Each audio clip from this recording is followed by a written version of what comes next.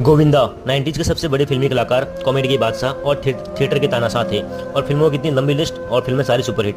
तब सलमान खान भी इनके सामने चाय कम पानी थे और सलमान खान के दुखते करियर को इन्होंने अपनी एक फिल्म देकर बचाया। फिर आगे आगे नए नए चेहरे आए बॉलीवुड में और गोविंदा की छवि धीरे धीरे धूमिल हो गई और वो सिनेमा से गायब हो गए थे और उन्हें फिल्में मिलना बंद हो गया। पर सलमान खान ने उन्हें पार्टनर में रोल दिया, पर उसके आगे गोविंदा कुछ नहीं कर पाए और कुछ फ्लॉप फिल्में बनाई जिससे उनका करियर खत्म हो गया। और फिर उन्होंने राजनीति में अपना हाथ आजमाया। गोविंदा की उनकी भांजी कृष्णा संग एक कंट्रोवर्सी रही जिसमें कृष्णा ने उन्हें मजाक का पात्र बनाया। सुनीता से उनकी शादी हुई थी और सुनीता खुद ही कहती थी कि मैं गोविंदा यानी चीची को बोला करती थी कि हीरोइन के साथ रोमांस कर लिया करें क्योंकि चीची बहुत ही शर्मिले मिजाज के थे। पर गोविंदा की चर्चा नीलम और रानी मुखर्जी के साथ बहुत समय तक रही और रानी मुखर्जी के साथ तो लिव इन में भी रहे ऐसा बताया जाता है। पर बेटी के डिप्रेशन में आने से चीची ने वो रिश्ता भी वहीं खत्म कर दिया।